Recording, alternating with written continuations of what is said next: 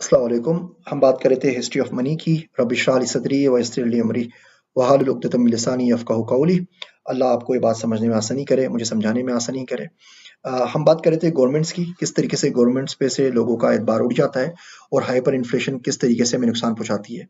हमने बहुत सारी मिसालें देखी। हम बात कर रहे थे सोमालिया की शेलिंग्स के ऊपर, हमने ब्राज़ील की बात की, हमने बात की नवाज़ शरीफ के गवर्नमेंट के एक एक्शन की वजह से लोगों का ट्रस्ट किस तरीके से पाकिस्तान पे खत्म हो गया, पाकिस्तानी बैंकिंग सिस्टम के ऊपर। आगे चलते हैं और एग्जांपल देखते हैं, नॉर्थ कोरिया की देखते हैं। अभी रिसेंट एग्जांपल है 2009 की। 2009 में एक दिन नॉर्थ कोरिया की गवर्नमेंट ने अनाउंस किया कि हम अपनी करेंसी से 2 ज़ीरो निकाल रहे हैं। इसका मतलब ये हुआ कि एक जो नया वॉन आएगा उनका, वॉन उनकी करेंसी है, वो पिछले 100 वॉन के बराबर होगा, 2 ज़ीरो निकल जाएँगे। और सिर्फ लोगों को 24 घंटे दिए कि अपनी मनी तब्दील करवा लें। और एक बंदे के पास सिर्फ और सिर्फ लिमिट थी $690 की, कि $690 तक की करेंसी चेंज करवा सकता है। बहुत से लोगों ने खुदकुशी कर ली, बहुत से लोगों को हार्ट अटैक हो गया। सोचें जो मिलियनेयर्स थे, जिन्होंने अपने मिलियंस और बिलियंस रुपीस जमा करके रखे हुए थे अपने पास, वो जमा करके रखे थे, वो 24 घंटे के अंदर किस तरह कैश करवाएं। और लाइन में लगकर अगर उसको तब्दील करवा भी लें तो $690 से ज्यादा नहीं करवा सकते। और फिर डॉलर्स की भी वहाँ पे अलग ही बहस है। आप ऑफिशियल रेट अगर देखें तो गवर्नमेंट बताती है कि $1 के बदले में आपको 96 वॉन मिलेंगे। जबकि अगर आप इंटरनेशनल रेट देखें रियल मार्केट के अंदर, तो $1 के बदले आपको 8000 वॉन मिलते हैं। नॉर्थ कोरिया ने अपने दरवाजे पूरी दुनिया पे तकरीबन बंद किए हुए हैं। पूरी दुनिया में ना नॉर्थ कोरिया वाले कहीं जाते हैं, उनको वीज़ा मिलता है, ना पूरी दुनिया में से कोई नॉर्थ कोरिया में जा सकता है, सिवाय मादूद चंद अफराद के। तो इसका मतलब ये कि अगर आपको $1 चाहिए, तो आपको 8000 वॉन देने पड़ेंगे। जबकि आप दुनिया से बाहर से मुल्क में जाएँगे, आप $1 देंगे तो जवाब में मुल्क आपको सिर्फ और सिर्फ नॉर्थ कोरिया 96 वॉन देगा। और ये बड़ी बदतमीजी है। अब एक छोटी सी गवर्नमेंट ने डिक्री निकाली, उन्होंने बोला कि जी ये डिक्री है और ये हमारा ऑर्डर है कि एक नया जो वॉन है वो पिछले 100 वॉन के बराबर है, और 2 सिफर आपके उठ गए। अब बताएं आप क्या कर सकते हैं? कुछ भी नहीं कर सकते। तो जो हम बार बार गवर्नमेंट बेकिंग का रोना रो रहे होते हैं क्रिप्टो करेंसी के अंदर, ब्लॉकचेन के अंदर, बताइए वो गवर्नमेंट बेकिंग है जिसकी हमने एग्जांपल्स देखी सोमालिया के अंदर, जिसकी एग्जांपल्स देखी नॉर्थ कोरिया के अंदर, जिसकी एग्जांपल्स हमने देखी पाकिस्तान के अंदर।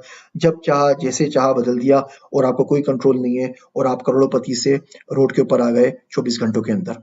अगेन मजीद एग्जांपल्स देखते हैं इंडिया की और वेनेजुएला की।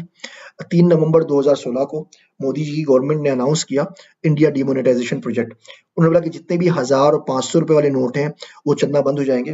लोगों के पास सिर्फ और सिर्फ 30 दिन है, और उन 30 दिनों के अंदर अपने पैसों को चेंज करवा लें।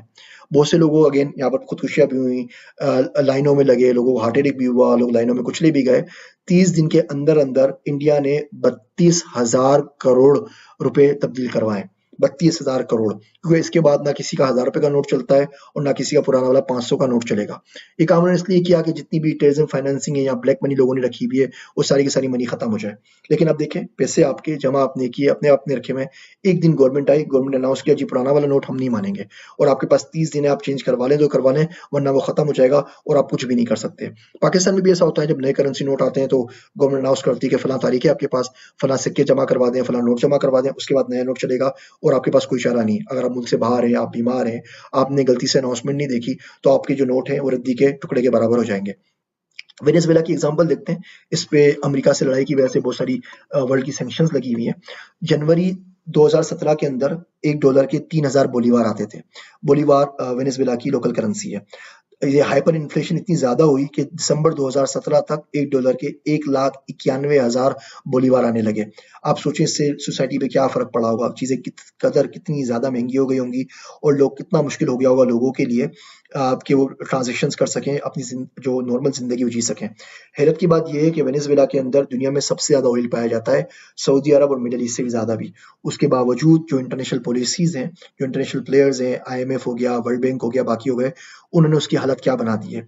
ये वो मसला है जो हमें सोचना चाहिए कि इस दुनिया के अंदर हम कनेक्टेड हैं।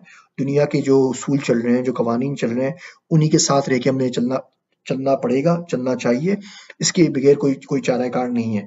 या तो हम अपनी करेंसी बनाएं, मिसाल के तौर पे मुस्लिम ब्लॉक अपनी कोई इस्लामिक करेंसी बना दें, और फिर तमाम के तमाम मुसलमान मुल्क उसी करेंसी में डील करें, या मिडिल ईस्ट के साथ कोई करेंसी बना दें, या साउथ एशिया की कोई करेंसी बन जाए, जिस तरह यूरोपियन ममालिक ने मिलकर यूरो बनाया है, साउथ एशियन वाले मिलकर अपनी कोई करेंसी बना लें। तब तो बात हो सकती है। जब तक हम ये काम नहीं करते, तब तक जो दुनिया के उसूल हैं, जो डॉलर की जो हुक्मरानी है, उनके सामने हमें सर तस्लीम खम करना पड़ेगा। उसके अलावा कोई चारा नहीं है। अदरवाइज वही हाल होगा जो वेनेजुएला के अंदर हुआ, जो सोमालिया के अंदर हुआ, और जो जिम्बाब्वे के अंदर हुआ। अगली वीडियो में इस बात को मजीद आगे बढ़ाएंगे। आप सबका शुक्रिया। जज़ाकल्लाह खैर।